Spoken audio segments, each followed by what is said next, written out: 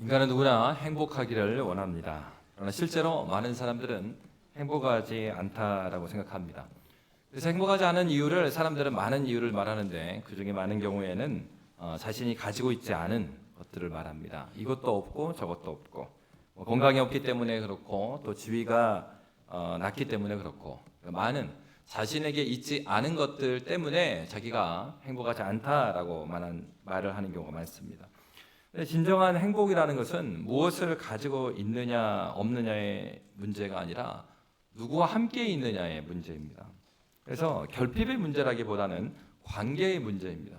그래서 내가 무엇을 가지고 있느냐가 아니라 누구와 지금 함께 하고 있는가. 성경은 분명히 하나님께서 우리에게 가르쳐 준 바가 이 관계에 대한 문제입니다. 그래서 바리새인들이 예수님께 나와서 그 하나님의 말씀이 뭐냐라고 했을 때 예수님께서 율법을 요약해 줍니다. 하나님께 주신 바 말씀이 율법이죠.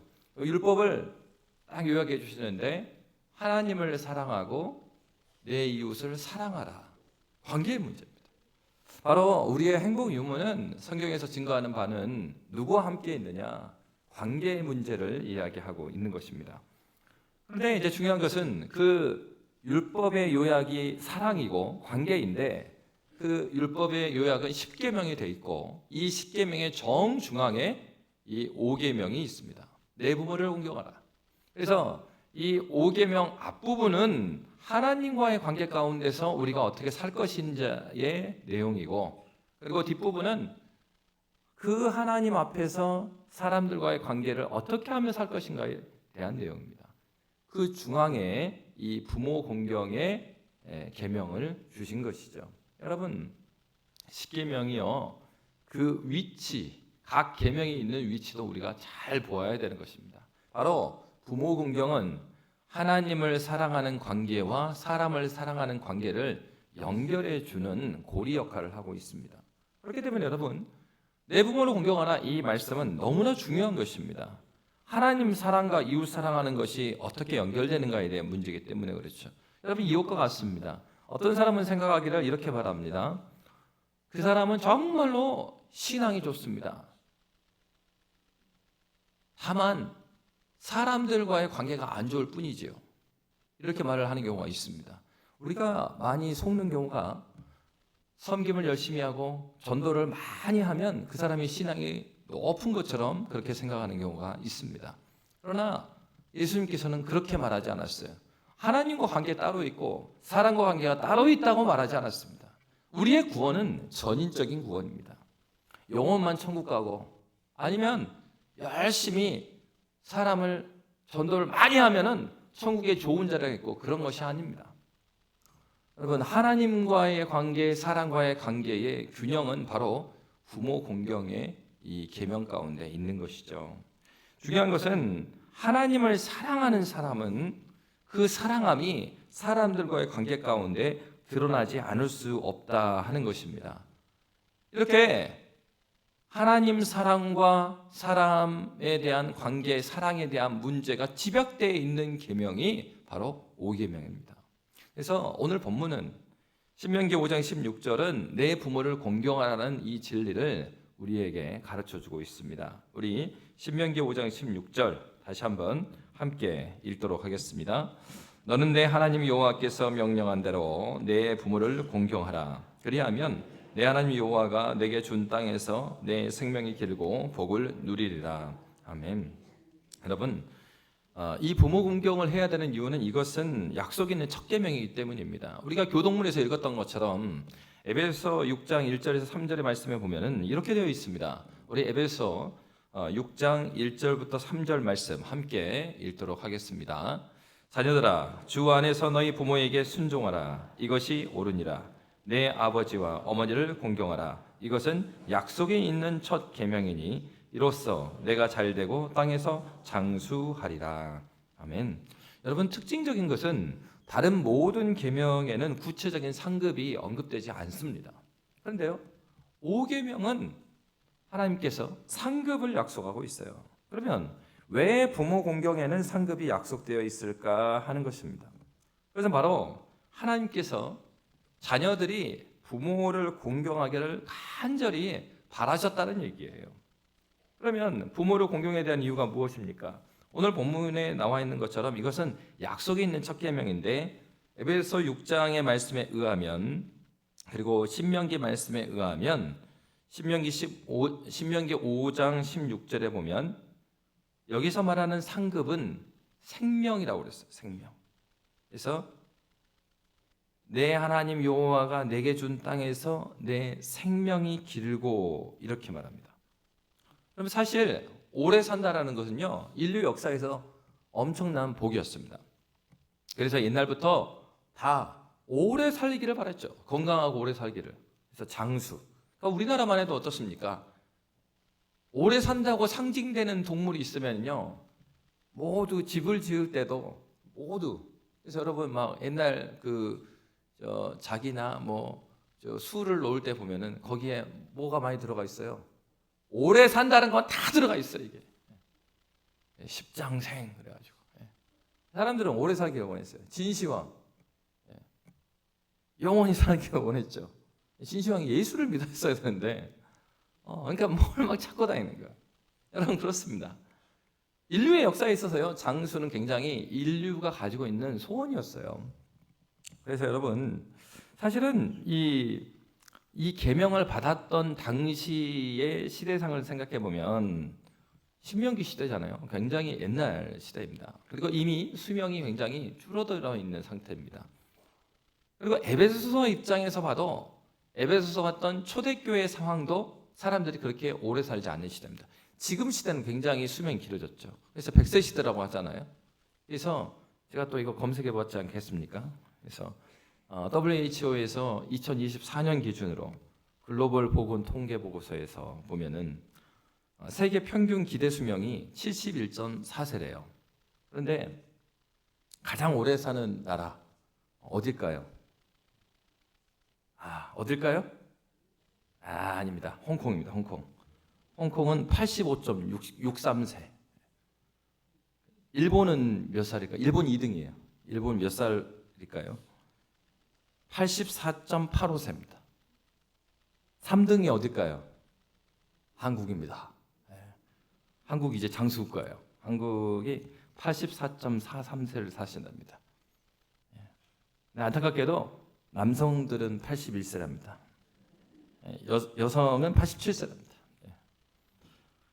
여러분, 이게 지금 굉장히 이제 오래 사는 복을 우리가 가지고 있죠. 근데 여러분, 지금만 해도 동남아시아만 가도요, 사람들이 그렇게 오래 살지 않습니다. 한 10여 년 전에 그 캄보디아로 아울렛을 갔었습니다. 그리고 이제 저희가 이제 피부 색깔이 좀 하얗지 않습니까? 죄송합니다. 저는 그렇지 않을 수 있는데 한국 사람들은 좀 동남아 분들에 비해서. 근데 캄보디아 딱 가니까는 그런 거예요. 거기서 이제 그 현지인에게 복음 전하고 막 그러는데 그 중에 한 아줌마가 물어본 겁니다. 우리 교구의 집사님인데 그 집사님이 50대였거든요. 그래서 50대 초반 집사님이랑 또 이제 우리가 같이 아울렛을 갔는데 그 선교사님 통해서 현지인 아주머니가 물어봤어요. 그래서 저 얼굴 하얀 저 사람 나이가 몇 살인지 궁금하다. 그래가지고 그 집사님이 그래요? 그래서 이제 자기가 52세다 이렇게 말을 했어요. 그러니까는 그렇게 답변을 또 통역을 해줬죠. 그러니까 현지인 아주머니가 깜짝 놀라는 거예요. 그리고 그 얘기를 들었던 주변에 있던 동네 아줌마 아저씨들 다들 깜짝 놀라요. 말이 안 된다고.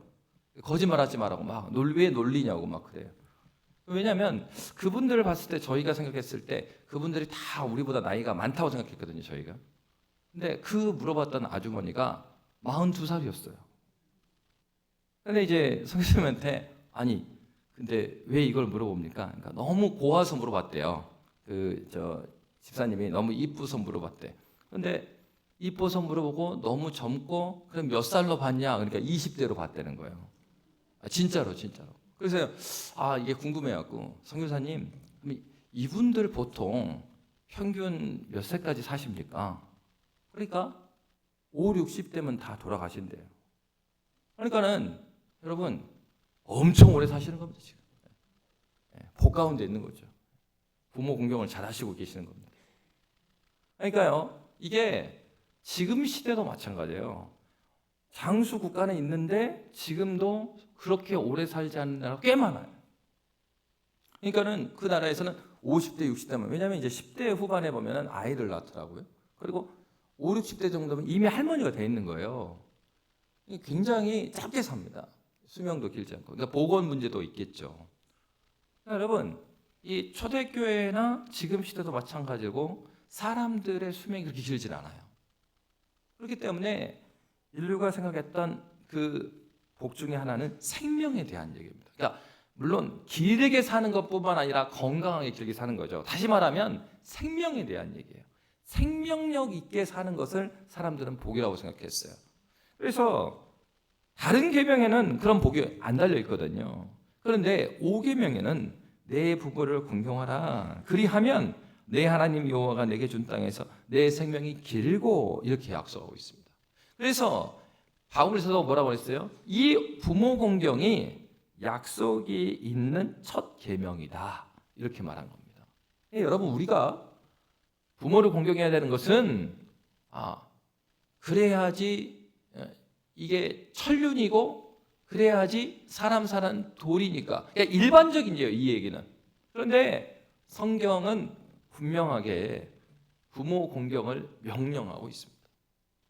그럼 이제 두 번째로는 무엇입니까? 오늘 본문에 보면 내 하나님 여호와가 어디에서요?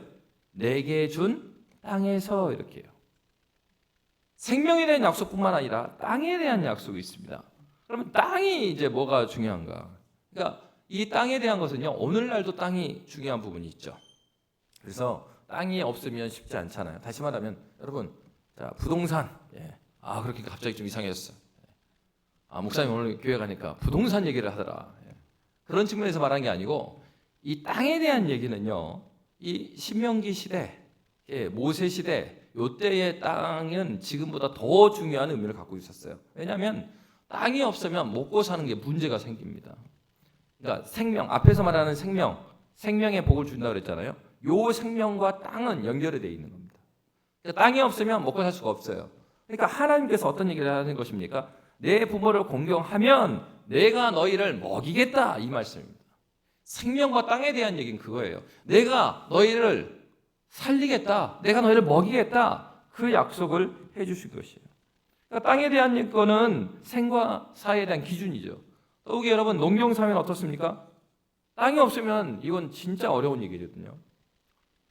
바로 하나님께서는 그의 백성들에게 내 부모를 공경하며 하나님께서 그들의 삶을 책임지겠다, 이렇게 말씀하신 것입니다. 그리고 중요한 것은 마지막으로 이렇게 말합니다. 내게 준 땅에서 내 생명이 길고 무엇을 누린다고요? 복을 누리리라. 여러분, 여기서 중요한 것은 이것입니다. 부모를 공경하는 자들에게 하나님께서 약속한 것은 그냥 영적인, 우리가 이제 신앙생활을 하다 보면 자꾸 영적으로만 이렇게 해석하려고 그러는데, 여러분, 사도신경에서 뭐라고 고백하고 있습니까? 우리의 부활에 대해서 뭐라고 고백하죠?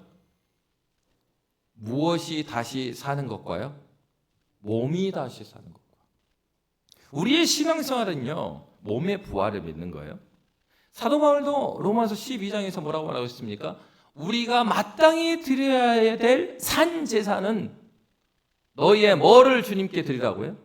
너희의 몸을 하나님께서 받으실 만한 산 제사로 드리라. 여러분, 신앙생활이라는 것은요, 영혼에 대한 얘기만 있고 우리의 삶에 대한 얘기는 없는 그런 것이 아니에요. 우리 신앙생활이 정말로 하나님을 사랑하는 것이 어떻게 증거가 돼요? 사람과의 관계에서 증거가 돼요. 내가 예수를 믿는 것이 언제 드러나요? 열매로 알리라. 우리의 삶을 통해서 저 사람이 정말 그리스도인지 아닌지가 드러나는 것입니다. 우리나라의 초대교회도 마찬가지죠. 교회에 큰 부흥이 일어나고 수많은 사람들이 기독교 복음으로 들어오게 된 이유가 무엇입니까? 초대교회의 신앙의 선배들의 삶이 달랐어요. 예수를 믿고 하나님 나라를 경험했기 때문에 그들의 삶이 변화되었습니다. 그것을 통해서 수많은 자들이 주님께 돌아와요. 깡패가 회심해가지고, 그래서 교회에 나오고, 교회에 나올 뿐만 아니라 성사님들 돕고, 그러다가 어때요? 신학교 가고 목사님 돼요. 우리 교회 최초의 장로님 최웅정 목사님이 최초 장로죠. 광주의 최초 장로 최웅정 목사님, 김윤수 장로님. 최웅정 목사님이 깡패였대요. 여러분, 복음은요, 우리를 이렇게 변화시키는 것이죠. 신앙은 고매한 영적인 무엇이 있어가지고 하나님을 사랑하고 영혼만 무엇인가 복을 받고 그런 게 아니고, 우리의 영혼의 복은 또 우리의 물리적인 복도 포함해요. 예수를 믿을 때 하나님께서 살아가신 복이라는 것은 하나님 나라의 질서의 회복, 이 땅에서 회복하는 자로 부르셨을 때 하나님께서 이 성경에서 말하는 복은 영적인 복뿐만 아니라 물리적인 복을 포함하고 있는 것입니다. 그래서요, 오늘 성경은 내게 준 땅에서 내 생명이 길고 복을 누리리라 이렇게 말합니다. 그러니까 이런 측면에서 약속에 있는 첫 계명이라고 말씀하셨던 것이죠. 그러면 부모 공경하는 의미가 무엇인가 하는 것입니다. 여러분, 여기에서 공경하다라는 단어는 어떤 뜻을 갖고 있냐면 카베드라는 뜻을 단어인데, 이 뜻은 무겁다라는 뜻이에요. 그러니까 부모를 가볍게 여기지 말라는 뜻을 갖고 있죠. 그래서 여러분, 자녀들, 우리 이제 오늘 예배 같이 드리니까 자녀들이 기억해야 될 것은 부모님하고 친하게 지낼 수 있어요. 그런데 이걸 생각해야 돼요. 친구와 같이 친하게 지낼 수 있지만 부모님이 친구는 아니에요. 그래서 부모님을 가볍게 여기면 안 돼요. 엄마가 무슨 얘기하면 알았어. 이게 가볍게 여기는 거예요. 부모님이 말씀하시면 잘 귀담아 듣는 거예요. 마찬가지로 하나님께서 우리에게 중요히 여기라. 그런데 이제 반대적인 측면에서 부모를 무겁게 여기라는 거죠. 가볍게 여기지 말고. 그런데요, 부모 공경 자체가 사실 가벼운 것은 아닙니다. 그래서 여기에서 부모를 공경하라는 명령이거든요. 근데 오늘 성경에 보면은 부모 공경에 대한 이유를 부모의 사회적인 지위라든가 학업이라든가 그리고 뭐 경제력, 이제 그런 경우가 있단 말이에요. 나한테 왜 그래? 엄마가 나한테 뭘 해줬길래 그래? 막 이런단 말이에요. 뭘 해줬어요? 낳아줬죠, 길러줬죠, 그리고 엄청 개기는데 들어줬잖아요. 여러분, 성경은요, 부모가 뭘 해서 부모를 공경하라고 말한 적이 없어요. 이게 아주 중요한 겁니다. 네 부모가 부모다우니까 공경하라 이런 조건이 없어요. 그냥 내 부모를 공경하랍니다. 자신의 부모가 못났든지 자기를 서운하게 하든지 그거 상관이 없어요. 부모 공경은요, 엄밀히 말하면 자기 부모와의 관계 이전에 누구와의 관계입니까? 이 명령을 누가 주셨죠? 하나님께서 주셨어요. 하나님께서 지금 명령하신 겁니다. 내가 부모를 가볍게 여기는 순간 나는 하나님과의 관계를 망치고 있는 겁니다. 근데 이렇게 떳떳하게 말하는 사람도 있단 말이에요. 우리 부모님이요, 나한테 해준 것도 없고 뭐 그런 사람한테 뭘 내가 해주겠습니까? 마치 자기가 부모를 공경하지 않은 게 아주 당연하다는 뜻이 말합니다. 근데 성경은 그런 조건을 달지 않아요. 부모 공경에 있어서는 내 부모를 공경하라, 이렇게 끝입니다. 여러분, 그것을 기억해야 합니다. 왜 하나님께서 이렇게 해 주실까요? 부모는 어떠한 경우에도 존중할 대상이라는 거예요. 왜 그렇겠습니까? 순서가 중요하다고 그랬죠.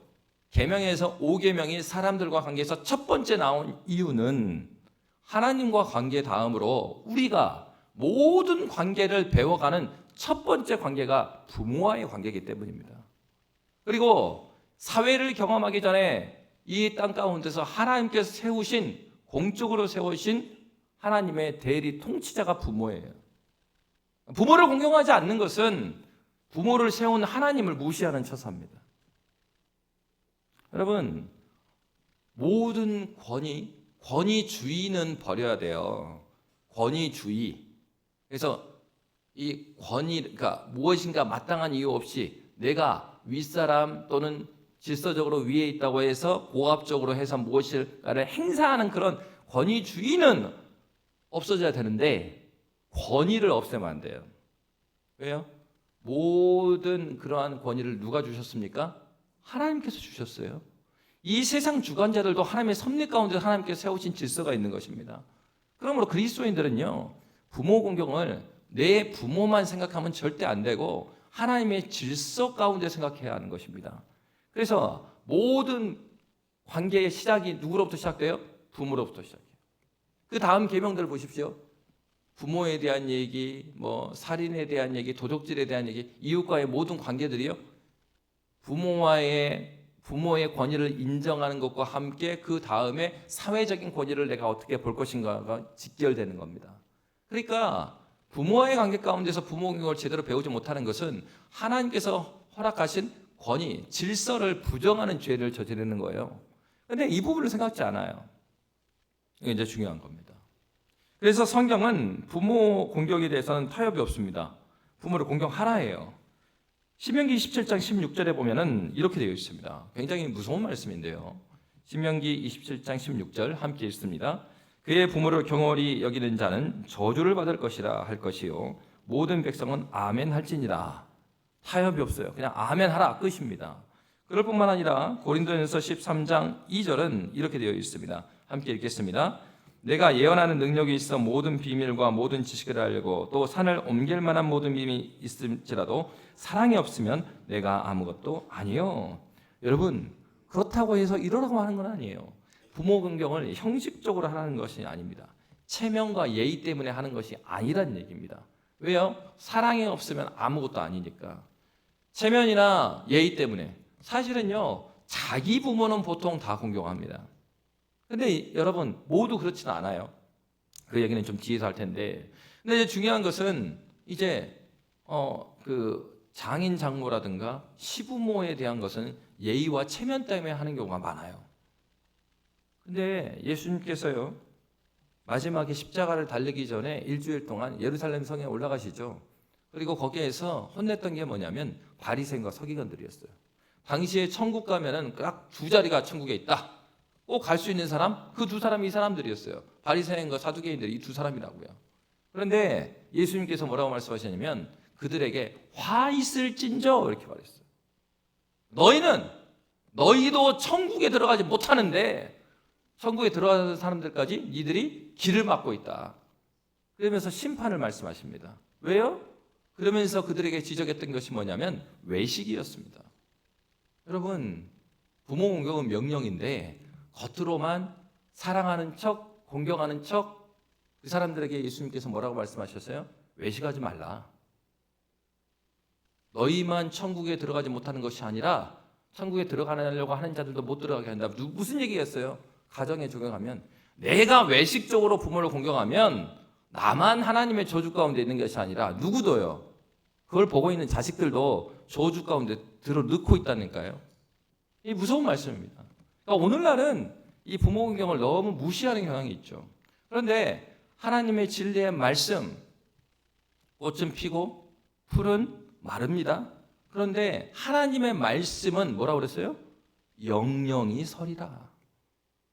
우리가 믿는 것은 저 허공 위에 있는 신앙을 믿는 것이 아닙니다. 우리의 믿음의 근거는 성경이에요. 하나님이 진리의 말씀이기 때문에 우리가 믿는 것입니다.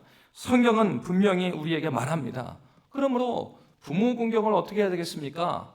부모를 공경하되 체면이나 외식이 아니라 사랑으로 부모를 공경해야 합니다. 부모를 마음으로 사랑으로 대하는 것. 근데 여러분, 이건 쉬운 일이 아닙니다. 왜 그렇습니까? 사실 한국 사회도 많이 좋아졌지만은 그동안 한국 사회는 역사적으로 어려운 시기를 보냈습니다. 일제강점기 이후에 전쟁을 보냈고요. 수많은 산업화 시기에 굉장히 먹고 사는 문제도 어려운 시기를 거쳤습니다. 그러다 보니까 가정마다 깨어진 가정이 많았고 그리고 굉장히 어려운 가정이 많았어요. 그렇기 때문에 같이 살고 있지만은 같은 어머니가 아닌 경우도 많고 굉장히 집안에 많은 일들이 있었습니다. 그래서요, 어떤 경우에서는 부모님이 돈이나 학식이나 인격이 고매한 모든 것을 갖추고 있는 분들은 거의 없어요. 그리고 그 정도면 그래도 괜찮을지 모르는데 도덕적으로 문제가 있는 경우도 있어요. 심각하게 어린 시절에 육체적으로나 정신적으로나 폭력을 가했던 부모도 있습니다. 어떤 부모는 경제적으로 무능해서 힘들었던 자녀들도 있고 어떤 경우는 부모가 무관심하고 외도하고 음주 속에서 엄청난 많은 고통을 준 가정도 있습니다. 여러분, 그런 자녀들에게 부모를 공경하라, 이것이 명령이다 하면은요 굉장히 어렵죠. 할 얘기가 너무나 많죠. 목사님은 좋은 가정에서 태어나서 그렇게 목사님 밑에서 그렇게 태어나서 그럴지 모르겠습니다. 목사님이 내 상황이 되면은 그런 말을 할 수 있겠습니까? 맞습니다. 부모 공경 말로는 쉽지만은 만약 그러한 부모 밑에 있었다고 한다면 이 계명은 굉장히 어려운 계명이고 하나님의 사랑을 받아들이기 힘들 수 있는 계명이 될 수가 있습니다. 머리로는 다 동의가 돼요. 마음에 상처가 있을 경우에는 쉽지 않은 것이죠. 여러분, 그렇기 때문에 우리 가운데 필요한 것이 무엇이겠어요? 정말로 내가 그리스도 예수를 믿고 하나님의 살아계심을 믿는다면 우리는 그런 기도를 해야 되는 겁니다. 주님, 내가 믿는 하나님은 하늘과 땅의 모든 권세를 가지고 계시고 능력이 크신 하나님이시며 그의 사랑이 무한하고 영원하고 불변하신 하나님이신데 하나님, 내 상처와 내 사랑은 아직 그 정도가 아닙니다. 주님, 아직 내 사랑은 부모를 받아들일 정도의 마음이 아닙니다. 내 사랑은 하나님 불가능합니다. 그러니 하나님, 위로부터 오는 하나님의 충만한 사랑을 나에게 허락해 주십시오. 더 큰 은혜를 나에게 허락해 주시옵소서. 여러분, 그럴수록 주님의 은혜를 구해야 되는 겁니다. 하나님 아버지의 사랑이 왜 중요합니까? 우리는 사랑을 자가 발전할 수 있는 존재가 아니기 때문에 그래요. 우리는 사랑을 못 만들어내요. 주님께서 우리의 사랑을 경험케 하시고 주님께서 우리를 용서해 주신 그 용납함이 없으면 그 사랑으로 나아갈 수가 없습니다. 그러므로 여러분, 그러한 상처가 있으신 분일수록 더욱더 주님께 나와야 됩니다. 주님께 부르짖어야 됩니다. 부모가 공경받을 만하면 공경하라, 그런 것이 아니었어요. 왜 그러면 하나님은 이렇게 하셨을까요? 사랑할 수 없는데 어떻게 사랑을 하라고 합니까? 그것이 더 2차적인 가해가 아닙니까? 이렇게 말할 수도 있을 거예요. 하나님은 우리가 할 수 없는 것을 막 가학적으로 막 시켜갖고 우리를 몰아치는 하나님이 아니세요. 그러면 하나님 믿을 만한 하나님이 아니죠. 인격적인 하나님이 아니죠. 우리 하나님 그런 분 아니에요. 그 사랑 얼마나 아름다운지, 그 사랑 얼마나 날 부욕해 하는지, 그 사랑 얼마나 크고 놀라운지, 그 사랑 얼마나 나를 감격하게 하는지.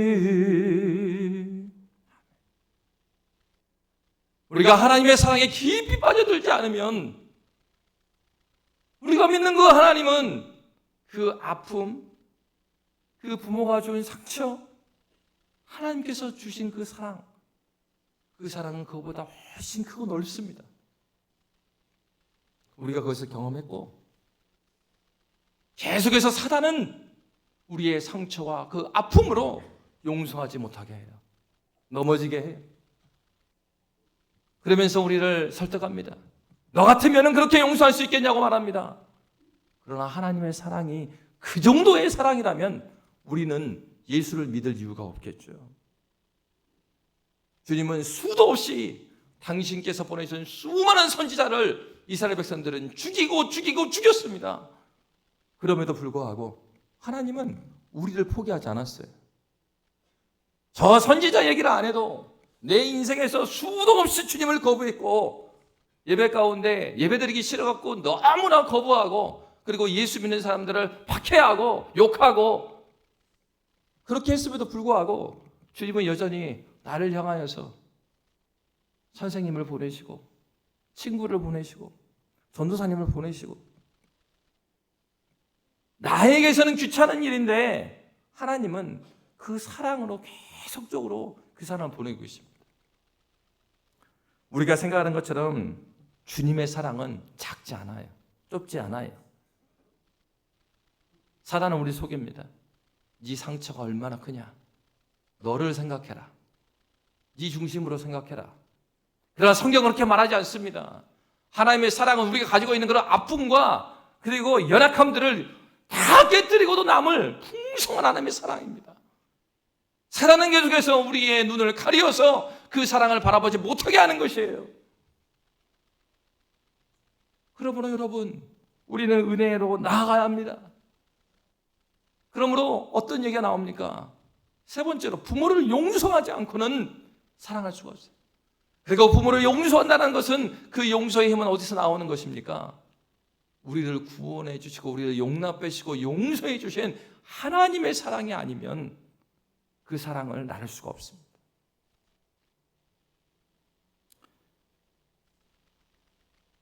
예전에 초등부 사역을 할 때 선생님 한 분이, 제가 섬기던 교회에서는 5월만 되면은 5월 가정의 달이 되면 한 달 동안 가정에 대한, 가족 구원에 대한, 가족에 대한 설교를 계속 하셨고 5월 한 달 동안 가정을 초청하는, 매주 가족을 초청해요. 근데 이 집사님은 5월만 되면 가슴이 먹먹해지는 거예요. 너무 힘든 거예요. 결혼해서 지금까지 복음을 전하고 그렇게 했지만 자신이 신앙생활하는 거 핍박하기만 하지 꿈쩍도 하지 않고, 그러니까 5월이 되면은 다른 사람들은 기대감이 갖고 가정에 다르고 마음이 따뜻해지는데 굉장히 마음이 힘들어요. 그리고 남편이 용서가 잘 되지도 않고, 머리로는 부모 공경에 동의하지만은 그 마음의 깊은 상처가 그 5월이 정말 힘들게 만드는 거죠. 근데 어느 날 이 집사님이 우리 초등부 아이들 위해서 기도합시다 하고 토요일 날 모여서 막 같이 기도하는데 그 기도회 가운데 갑자기 펑펑 우세요. 교사들과 함께 나누는데 선생님이 이야기합니다. 내가 하나님의 은혜가 나에게 더 필요한 것 같습니다. 전사님의 설교를 들어보면 아이들한테 사랑 이야기를 하는데 그것이 사실은 아이들한테 하는 말씀이 아니라 나한테 하는 말씀이었다. 지난주에 말씀하셨던 그 사랑에 대한 얘기가 내 가슴을 너무 친다. 남편을 향한 굳은 마음이 하나님을 향한 굳은 마음이 돼버려가지고 하나님을 통하여서 이 마음이 녹아져야 되는데 용서하지 못하니까 자신이 더 죽겠다는 거죠. 그러면서 기도해달라고 했어요. 선생님들 같이 선생님이 있어 기도해 주셨어요. 우리가 먼저 용서할 때 일어나는 놀라운 일은요, 용서하지 못했을 때는 죄의 올무가 그 사람을 잡고 있는 게 아니에요. 나에게 상처 줬다는 그 사람을, 이 죄의 올무가 그 사람을 잡고 있는 게 아니라 누굴 잡고 있습니까? 내 영혼을 붙잡고 있다니까요. 내가 하나님 말씀을 못 듣게 하는 거예요. 내가 그 풍성한 은혜를 경험하지 못하게 하는 것이에요. 죄는 뭐라고 그랬죠? 죄는 철저한 자기중심성입니다. 사단은요, 우리를 속여요. 자기 중심으로 이 세상을 보게 만듭니다. 상처에 대한 문제도 누구 중심으로 보게 만듭니까? 철저하게 자기 중심으로 보게 만들어요. 그래서 하나님의 사랑은 커다란 하나님의 사랑인데 그 하나님의 사랑대로 받지 못하도록 하는 것입니다. 내가 용서할 때 일어나는 놀라운 일은 용서하고 날 때 남편과의 관계가 먼저 회복되는 게 아니고 용서해야 하는 마음을 가질 때 누구와의 관계가 먼저 회복돼요? 하나님과의 관계가 회복돼요. 주님 생각해보니까 제가 바로 그런 사람이네요. 주님, 저는 주님에게 대해서 남편보다 더 심하게 하나님 앞에 그런 나쁜 짓을 행했네요. 하나님의 그 사랑을 깊이 담재하고 그를 용서할 때 하나님께서 그 마음의 풍성함을 허락해 주셔요. 남편과의 관계는 그 다음의 문제예요. 하나님 앞에서 그 하나님 말씀 앞에 하나님의 사랑 앞에 충만해질 때 용서의 마음이 생기죠. 먼저 하나님과의 관계가 무엇이냐 우리는 기억해야 합니다. 바로 그럴 때 사람과의 관계를 어떻게 해야 될지 답이 나오는 거예요. 나의 정체성에서 내가 어떻게 살 것인가 나오는 것입니다. 하나님과의 관계에서 내가 누구냐를 찾을 때 내가 이 이웃과의 관계 가운데서 내가 어떻게 살아야 될지가 나오는 것입니다. 여러분, 성경은 묻고 있습니다. 여러분 누구이십니까? 첫사람 아담이 범죄했을 때 하나님은 이렇게 말하지 않았어요. 아담과 하와가 함께 범죄를 했잖아요. 너희가 왜 싸웠냐? 너희들이 왜 그랬냐? 이렇게 묻는 것이 아니라 주님은 아담과 하와가 범죄하고 나서 에덴 동산에서 나무 뒤에 숨어 있을 때 봉사를 거니시는 여호와께서 뭐라고 말씀하십니까? 아담아, 네가 어디 있느냐? 오늘날도 우리에게 실존적으로 질문하는 바는 바로 그것입니다. 아담아, 네가 어디 있느냐? 여러분 마음속으로 자신의 이름을 넣어보십시오. 아담아, 네가 어디 있느냐? 우리가 있어야 될 곳은 그곳이 아니에요. 원망과 저주와 상처 가운데 있는 그 자리를 하나님께서 원하시는 자리가 아니에요. 주님은 이미 우리를 용서하셨어요. 이미 용서할 수 있는 은혜를 주셨습니다. 문제는 우리가 우리의 중심에 그리스도께서 거하시는 것이 아니라 끝까지 나를 붙들고 있기 때문이에요. 주님은 자신을 다 내던지셨습니다. 예수께서는 죽기까지 복종하셨습니다. 자신을 다 내어놓았기에 우리는 그 사랑으로 그 용서 그리고 그 구원의 은혜를 받았습니다. 돌아가신 김준건 목사님이 그런 말씀하셨어요. 우리 중에 사랑을 베풀지 못할 사람은 아무도 없습니다. 하나님께서는 이미 충분히 우리가 사랑할 수 있을 정도로 그 사랑을 우리에게 주셨습니다. 하나님은 지금도 우리를 향하여 그 사랑을 전하고 계십니다. 여러분에게 허락된 교회, 가정이 있습니다. 여전히 여러분에게 가정이 있습니다. 하나님께서 보내신 생명들이 있습니다. 여러분, 우리가 처해 있는 관계를 사랑의 관계로 만드시기 바랍니다. 일반적으로 부모는 자녀에게 받은 상처를 다른 사람에게 전하고 다니지 않아요. 조용히 간직합니다. 우리 주님은 여러분이 하나님께 구하는 것들을 고이 간직하고 계세요. 그러면서 우리에게 사랑을 주기를 원합니다. 우리는 누구입니까? 하나님께서 원하시는 것은 우리가 하늘에서 이루어진 천상의 그 아름다운 예배 가운데 회복된 관계 가운데 있는 그 아름다움이 이 땅에서도 풍성해지기를 원하십니다. 저와 여러분이 하나님께 돌아가 그 사랑으로 서로를 용납하고 용서하고 사랑으로 부모를 공경하는 아름다운 가정 되시기를 주의 이름으로 축복합니다. 살아계신 하나님,